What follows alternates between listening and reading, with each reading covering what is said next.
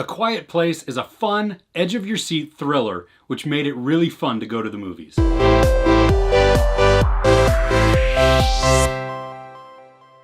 It stars Emily Blunt, John Krasinski, Noah Jupe, and Millicent Simmonds. First off, let me say, A Quiet Place is not a horror movie. It is a thriller. It's 2020 and creatures have decimated the earth and its population. Now these creatures, they locate their prey through sound. And so if you want to survive, you have to be silent. For the actors, you may recognize Noah Jupe. He's been most recently in Suburbicon and Wonder. Now a fun fact about Millicent Simmonds is that she in real life is hearing impaired. So it adds a whole nother level of realism to A Quiet Place. I'm sure you're already familiar with Emily Blunt and her plethora of films that she's been in, like Edge of Tomorrow and The Devil Wears Prada, Sicario, and soon to be Mary Poppins Returns. And of course we have the lovable Jim Halpert, John Krasinski. Now not only does he star in this, but he is also the director. Now this isn't his first time directing. He's directed some episodes of The Office, as well as 2016's The Haulers. So what I like about A Quiet Place is that the story just begins. It's already happening when we're introduced. And this kind of reminds me a little bit of No Country for Old Men, where the movie just begins and we catch up through the details. Now there's not a lot of catch up that we have to do going into A Quiet Place. It's really well explained and we get caught up to speed with what's happening around the world very, very quickly.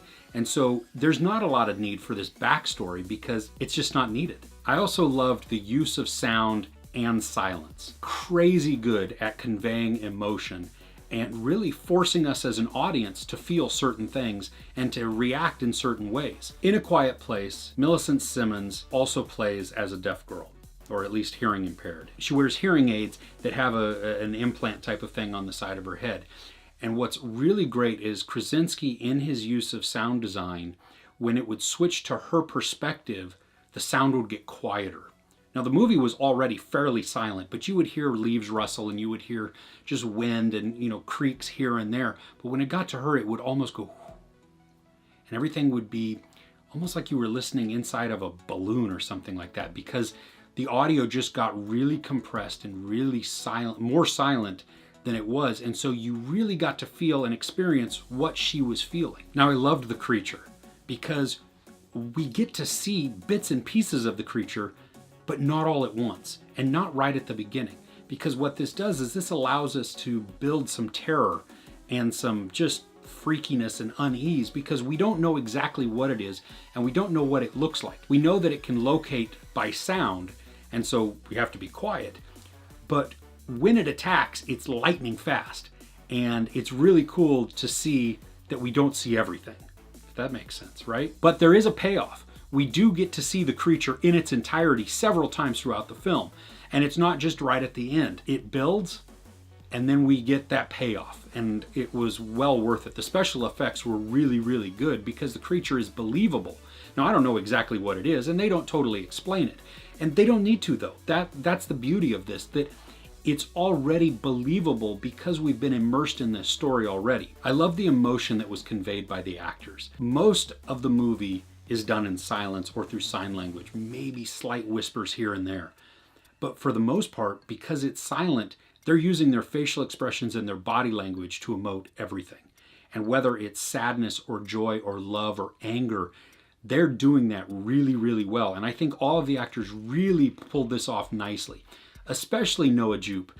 He got to show like sheer terror in certain parts, and you could really feel it from him. I mean, it seemed legit that he was really terrified. He's a really good actor, so hopefully that was pure acting and they weren't doing something off set or something or off the camera to just torment this child and make him, jacked up for life. I don't think they did that. He's just that good, especially with his facial expressions. I also love just the overall story. It was very convincing and very intriguing. It grabbed my attention from the very get-go and didn't let go until the end credits rolled.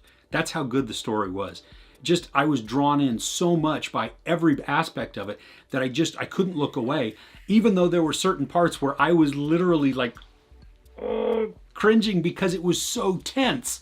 It was great. It was wonderful. I also liked the hope in the story. Even though most of civilization is gone or destroyed or annihilated, and we don't know exactly to what level, there are some clues that give us some hope that this is not just an utterly bleak future, that there is something more coming. Now for what I didn't like. Nothing. I loved it. I thought A Quiet Place was amazing, and it was great, and it was so much fun to see, and it really made going to the theater fun. There was great acting, wonderful storytelling, awesome use of sound and silence. The whole package was just beautiful. Now there were a few parts where the outcome was a bit obvious, and some of this could have been because of the foreshadowing in the story, and so it led us and showed us hints at what was going to come. And other times could have just been from the writing. But even still, it didn't detract from my enjoyment of the film. I still had a blast watching it. As I said, A Quiet Place made it fun to go to the movies. The whole experience was totally enjoyable. It had me on the edge of my seat, thrills just non-stop, and the tension was super high. I love the whole experience, and I love the ride that it took me on. I'm definitely going to see this again, and will be adding it to my home collection. There's no sex, nudity, or language. There is some violence, and it is really intense. So if you're sensitive to that, you might want to take your blood pressure medicine before you head to the movies. I give A Quiet Place 5 out of 5 couches. Have you seen it? What'd you think? Please share your comments below. I'd love to hear them. If you enjoyed this review, don't forget to give it a like and also subscribe. I'm Chris. This is Movies and Munchies. Thanks for couching with me.